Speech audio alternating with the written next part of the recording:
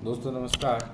आज हम एक अलग ही तरीके के प्रोटोकॉल के बारे में पढ़ेंगे जिसका नाम है PLC। इसका full form programmable logic control नहीं है, इसका फुल फॉर्म है पावर लाइन कम्युनिकेशन प्रोटोकॉल। इसके बारे में बहुत ज़्यादा जानकारी आपको मिलेगी नहीं इतनी आसानी से। बेसिकली इसके नाम से ही समझ में आ जाता है कि आखिर ये करता क्या है। ये क्या करेगा, ये डेटा को कैरी करेगा किसके through, on a conductor. Conductor मतलब कि जो जो जो खंबे के, बिजली के खंबे के जो वायर से जो वायर्स जाते हैं उनके थ्रू ये कम्युनिकेट करता है। मतलब आपको आपका जो पावर सर्किट है या पावर सप्लाई है, ट्रांसमिशन है या डिस्ट्रीब्यूशन यूनिट है, उसी से ही आप मतलब वीडियो कॉल कर लो, वॉइस चैट कर लो, हाई स्पीड डेटा ट्रांसफ़र कर लो और बहुत सारी चीज़ें आप कर सकते हैं। ये बेसिकली, अब मैं इसकी फॉर्मल आपको डेफिनेशन देता हूँ। ये क्या करेगा, carry data on a conductor which is also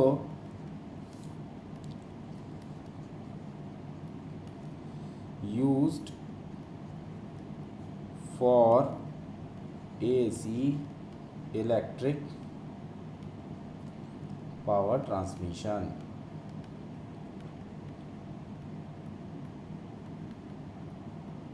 इसका मतलब क्या हुआ कि वो वायर जो आपके पावर ट्रांसमिशन के लिए इस्तेमाल किए जा रहे हैं, उन्हीं वायरों को यूज़ करके आप क्या कर रहे हैं, डेटा ट्रांसफ़र कर रहे हैं, उन्हीं को ही आप कम्युनिकेशन में भी यूज़ कर रहे हैं। तो अब इसकी इतनी बड़ी विशेषता के कारण इसकी जो यूज़ेबिलिटी है वो बहुत ज़्यादा बढ़ जाती है। जैसे कि आपकी स्मार्ट ग्रिड के केस में ये बहुत ज़्यादा यूज़ होता है।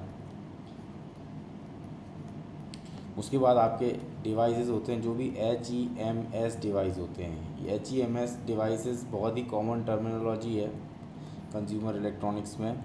इसका फुल फॉर्म बहुत लोगों को पता नहीं रहता। इसका फुल फॉर्म भी बड़ा सिंपल है, होम एनर्जी मैनेजमेंट सिस्टम, ये होता है इसका फुल फॉर्म। इसी तरह से और भी डिवाइसेस होते हैं जिनको हम बोलते हैं BEMS device, just like home, building energy management system.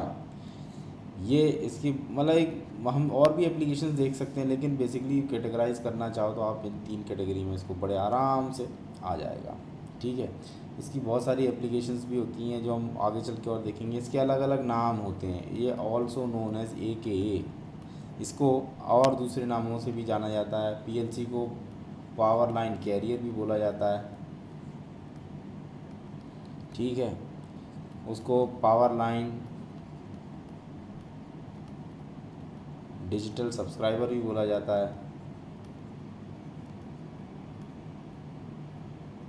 ये भी बोला जाता है, इसको हम शॉर्ट में PDSL भी बोलते हैं। सब्सक्राइबर लाइन आ जाएगा, L का फुल फॉर्म भी तो आएगा, लाइन। इसी तरह से इसको बोलते हैं power line tele communication.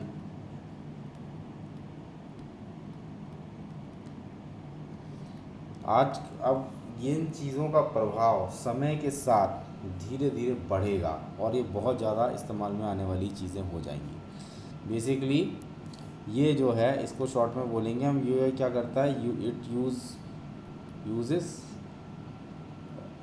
Existing already available public और private wiring wiring for signals. अभी तो मैं आपको ऐसे ही ये थोड़ा बहुत बता रहा हूँ, है ना। हम इसका डायग्राम भी देखेंगे तो डायग्राम से आपको हर पूरी पिक्चर क्लियर हो जाएगी कि आखिर ये काम कैसे करता है। इसकी जो एप्लीकेशंस हैं वो बेसिकली आपकी होती है high speed data transfer, high speed data के लिए, वॉइस के लिए, बहुत हद तक वीडियोस के लिए भी,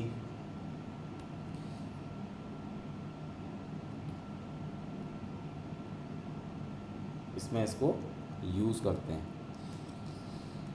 तो इस तरह से हाई वोल्टेज पावर लाइंस भी होती है और लो वोल्टेज पावर लाइंस भी होती हैं, तो अलग अलग तरीके की होती है। अब मैं आपको एक चित्र की हेल्प से आपको ये समझाऊंगा कि आखिर इसमें होता कैसे है काम। तो जैसे कि एक second, okay, for example if you have a house, एक डंडी और ये दूसरा, ठीक है। इसी तरह से आपका ये रहा घर, ये मैंने बना दिया एक घर, और इस घर में के अंदर है बहुत सारा सामान, ठीक है। जैसे कि कुछ भी चीज़ जो प्लग से कनेक्टेड हो, ठीक है जी, ये रहा। अब ये चीज़ें चलती किससे हैं? ऑब्वियसली बिजली से चलती हैं। बिजली का कनेक्शन कहाँ से आता है? खंबे से आता है। ये रहा बिजली का कनेक्शन जो बाहर से आ रहा है। मैंने क्या किया, खंबे को भी मैं बना देता हूँ, चलिए ठीक है। ये रहा आपका एक पोल, ये रहा आपका दूसरा पोल, थोड़ी थोड़ी डिस्टेंस पे पोल्स लगे हुए हैं, ठीक है।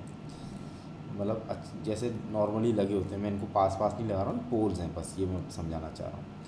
तो क्या मैंने किया इस केस में, मैंने इसको एक पोर्ट के through, let's say this is Ethernet port या कोई और भी पोर्ट हो, किसी VGA पोर्ट, किसी भी पोर्ट के थ्रू मैंने इसको एक मॉडेम के साथ कनेक्ट कर दिया, ठीक है। ये है आपका पावर लाइन मॉडेम, ये रहा आपका पावर लाइन मॉडेम लगा दिया। और ये है यहाँ से आपका ब्रॉडबैंड यूज़र भी जो है इसको एक्सेस कर सकता है, यहाँ से आप ब्रॉडबैंड भी चलाते हो जैसे, ठीक है। अब मैंने क्या किया, ये जो वायरिंग है ये मैं एक मॉडेम के थ्रू इसको इससे कनेक्ट कर रहा हूँ, जिसको बोलेंगे अपन BPL। इसका BPL का फुल फॉर्म क्या होगा? BPL का फुल फॉर्म होगा broadband over power line, simple. अब BPL शब्द हम बहुत बार यूज़ करेंगे। अब BPL के साथ मैं इसमें सिंपल BPL के साथ इसको BPL एक्सट्रैक्टर लगा रहा हूँ। अलग अलग डिवाइस आते हैं दोस्तों, ये समझने वाली बात है। और मैंने इसको कनेक्ट करके ट्रांसमिशन किया आगे, फिर ट्रांसमिशन किया आगे, इस तरह से मैं इसको ट्रांसमिट करते आ रहा हूँ। और यहाँ से जो इन्फॉर्मेशन आ रही है ये भी इसका BPL है, power broadband over power line के मॉडेम्स हैं, ये लगे हुए हैं, ठीक है।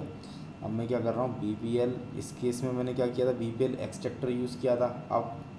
अब डेटा ट्रांसफ़र होना चालू हुआ, ट्रांसफ़र हो रहा है तो क्या करेंगे, सिग्नल लॉस नहीं हो जाए तो उसके लिए मैं क्या यूज़ करूँगा, रिपीटर यूज़ करेंगे। रिपीटर को यूज़ किया, उसके बाद क्या हुआ, और कैरियर को और भी और भी अलग अलग तरीके कम्युनिकेशन डिवाइस हैं, जैसे कि इंजेक्टर होता है, इंजेक्टर को यूज़ किया। इस तरह से वो मैं उसको ट्रांसफ़र कर रहा हूँ, तो इन्फॉर्मेशन जा रही है। वायर्स हैं आपके नॉर्मल ट्रांसमिशन लाइन का जो वायर है ऐसे जा रहा है 2 फेज, मतलब अलग अलग 3, इंडिया में क्या देखा गया है कि 3 तार जाते हैं, चौथा होता है ग्राउंड का, और 3 होते हैं फेज़ 1, फेज़ 2, फेज़ 3। तो आप किसी भी एक वायर को यूज़ करके आगे आप ट्रांसमिट कर सकते हो, ठीक है। ये क्या करेगा BPL और भी क्या, आपको अभी यदि कॉन्सेप्ट बेसिकली समझना ज़रूरी है। पावर के खटके लगे थे, पावर के खटके डायरेक्ट यहाँ से ना आते हुए BPL मॉडेम के थ्रू ये इसमें कनेक्ट हुआ। अब इस मॉडेम में अलग अलग सुविधाएं हैं, लेकिन मैं सिग्नल जनरेशन के लिए और उसको कम्युनिकेट करने के लिए पावर लाइन मॉडेम, ये अलग से एक मॉडेम है, इसको यूज़ कर रहा हूँ। और इस मॉडेम को के थ्रू मैंने अलग से इस मॉडेम को इससे कनेक्ट नहीं किया, मैंने सिर्फ खटकों को अपनी जो सप्लाई है वो मॉडेम के थ्रू, या तो इसके थ्रू कर दो या यहाँ से सीधे कनेक्ट कर दो, कैसे भी करके मैं पावर लाइन से सोर्स ले रहा हूँ, मतलब यहाँ ये मेरा सोर्स ऑफ पावर है।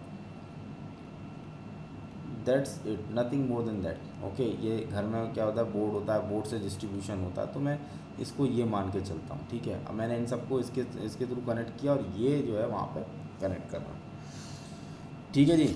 इससे अभी मेरे को नहीं लगता कि इसमें अभी तक कोई प्रॉब्लम होगी, समझने बहुत सिंपल है, ठीक है। इस तरह से इसके कनेक्शन होते हैं, अब देखते हैं कि भाई डेटा ट्रांसफ़र आखिर होता कैसे है, करता कैसे काम। तो इस केस में मैं आपको बता रहा हूँ कि ये रही एक पावर लाइन, ठीक है। ये आपकी 220 वोल्ट है या इस तरह की कोई भी एक पावर लाइन है, ठीक है। तो आप क्या करते हो, इसके साथ एक प्रोटेक्शन सर्किट लगाते हो।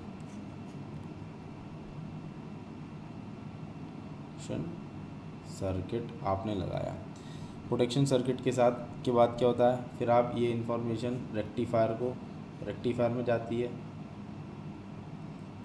रेक्टिफायर से रेगुलेट किया जाता है, रेगुलेट किया गया, रेगुलेट के बाद फ्रीक्वेंसी जनरेशन होता है। ये सब अलग से मॉड्यूल लगे हुए हैं। और यहाँ पे क्या है, और इसके साथ है मैनुअल ओपनर।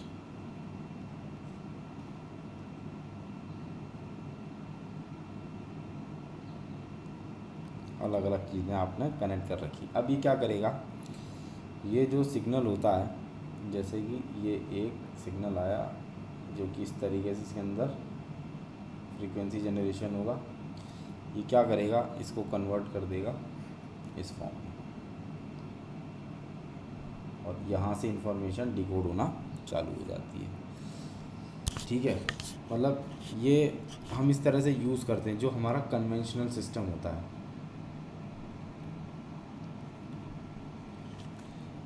ठीक है जी।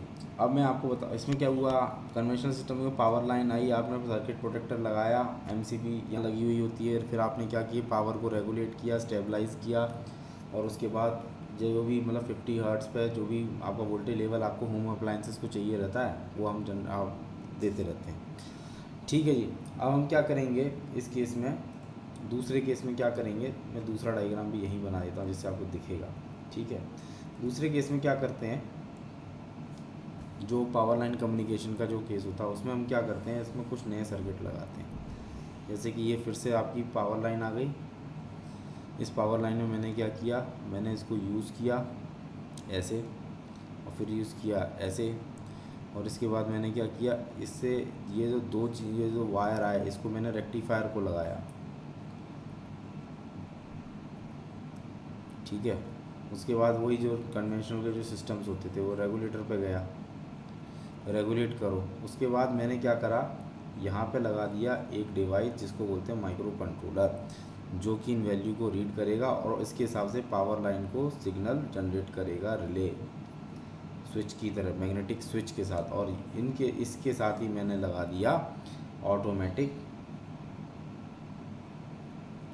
इलेक्ट्रिक ओपनर, ठीक है। मैंने क्या किया, अब इसको देखो, यहाँ तक तो ये पूरा सेम था। मैंने फ्रीक्वेंसी जनरेटर और ये सब चीज़ें करने से पहले मैंने क्या कर दिया, मैंने एक कंट्रोलर लगा दिया। अब मैं इस कंट्रोलर को, अब इसके साथ में क्या करूँगा, इसके साथ लगा रहा हूँ ये एक्टिव फ़िल्टर। इसमें इलेक्ट्रॉनिक्स का काम थोड़ा सा, इलेक्ट्रिकल कंपोनेंट थोड़े से ज़्यादा होंगे, क्योंकि पावर लाइन का है ना, तो इसमें इलेक्ट्रॉनिक कंपोनेंट तो रहेंगे ही रहेंगे। एक एक्टिव फ़िल्टर और एम्पलीफायर जो सिग्नल को एम्पलीफाई करेगा या उसको बढ़ा देगा, उसको यूज़ किया, और इसके साथ इसको कनेक्ट किया। और यहाँ से जो अब मेरे को स्टेबल वो चाहिए था, ठीक है। वो क्या रहा था, जनरली इस तरह की आ रही थी, इसको मैंने थोड़ा और रेगुलेट किया और इसको कम वेरिएशन के साथ लिया। मेरे को क्या चाहिए, इस तरह का चाहिए, तो यहाँ से मेरे को ये एकदम स्टेबल इस तरह से देगा, ठीक है। इसमें क्या होता है, इस तरह के सिस्टम में आपके पास होते हैं सेंडर्स का काम क्या होता है,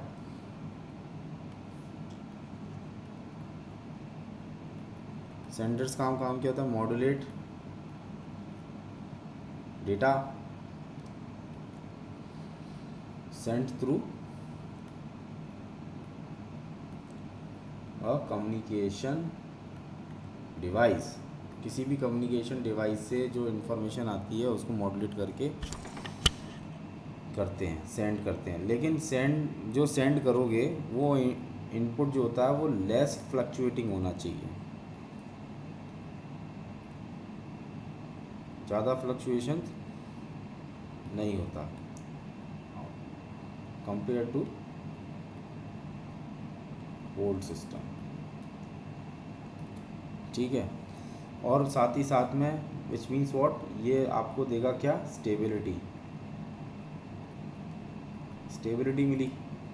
स्टेबिलिटी मिलने के साथ क्या होगा, जो आपको जो डिज़ायर्ड आउटपुट वैल्यू चाहिए रहती है ना, वो आपको मिलेगी। एंड यू विल गेट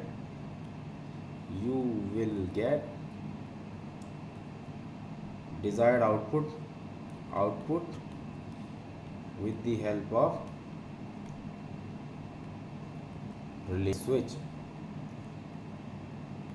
जो रिले स्विच लगा हुआ है, इससे आपको डिज़ायर्ड आउटपुट जनरेट हो जाएगा। दोस्तों ये मोटा मोटी इसी तरह से काम करता है ना। आप इसके अलग अलग तरीके के हार्डवेयर भी आते हैं, मैं उनके कुछ एग्जांपल भी देके बताऊंगा आपको, लेकिन पहले हम देख लेते हैं कि इसमें मॉड्यूलेशन स्कीम कौन सी यूज़ करते हैं। देखो, मॉड्यूलेशन स्कीम के बारे में जानकारी होना बहुत ज़रूरी है, क्योंकि ये टेक्निकल क्वेश्चन हो जाता है।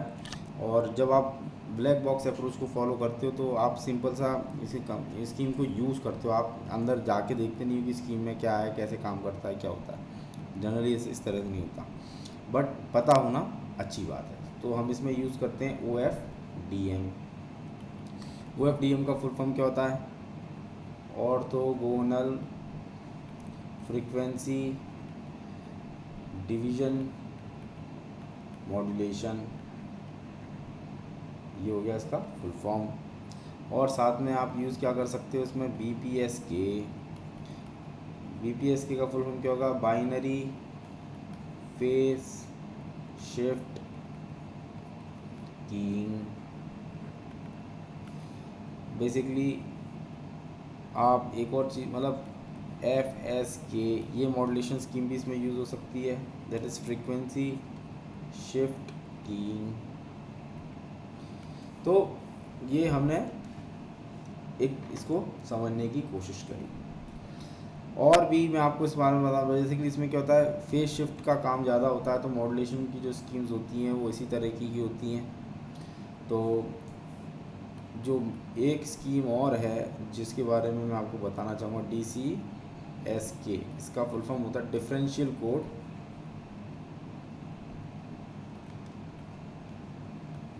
Shift keying. जो करंट वर्जन है, करंटली जो यूज़ हो रही है, वो OFDM यूज़ कर रहे हैं विथ PSK मॉड्यूलेशन, इसके साथ यूज़ कर रहे हैं। ये क्यों यूज़ कर रहे हैं, ये this helps in handle heavy computation.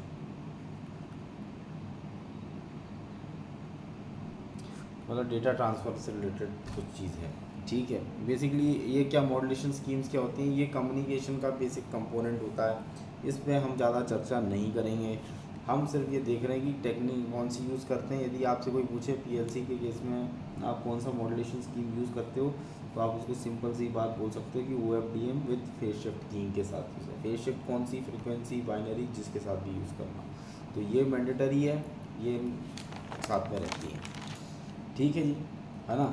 अब मैं इसमें और क्या आपको बताऊं, अब इसके देख लेते हैं हम एप्लीकेशन एडवांटेजेस और ये सारी चीज़ें। तो हम इसमें देखेंगे इसका एडवांटेज क्या है। एडवांटेज इसका क्या होता है, इसकी कंप्यूटर, इसका जो है इम्प्लीमेंटेशन कॉस्ट जो होती है वो बिल्कुल ना के बराबर होती है या कम होती है। मतलब इसमें मॉडेम लगाओ, पावर लाइन के साथ कनेक्ट करो, हो गया। लार्ज रीच होती है, ट्रांसमिशन लाइन तो कहाँ तक भी जाती है। लो रनिंग कॉस्ट होती है, ठीक है। और इंडोर में ये बहुत अच्छी स्पीड देता है।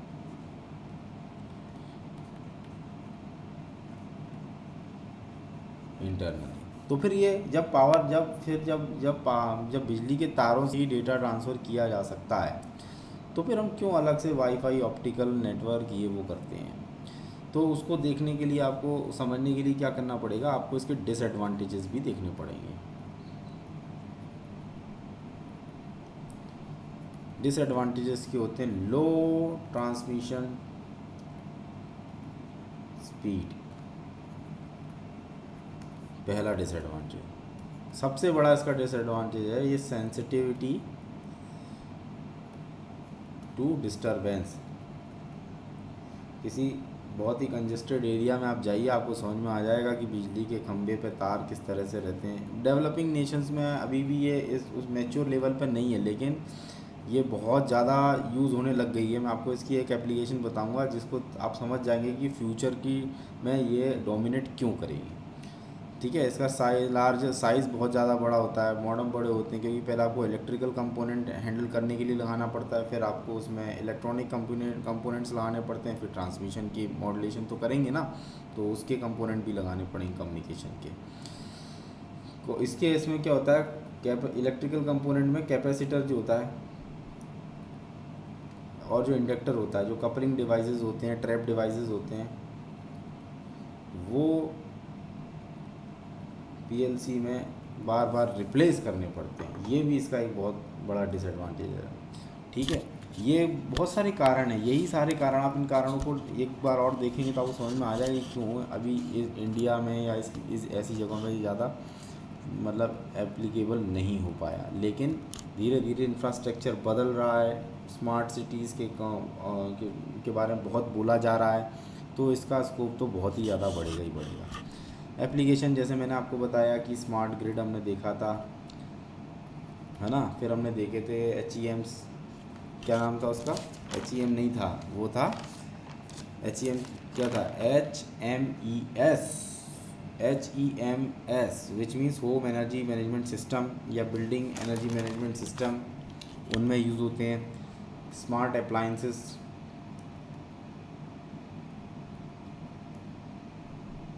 में यूज़ होते हैं। सबसे ज़रूरी इसकी जो एप्लीकेशन है जिसके कारण ये आगे चल के डोमिनेट करने वाली, वो है एडवांस मीटरिंग इंफ्रास्ट्रक्चर।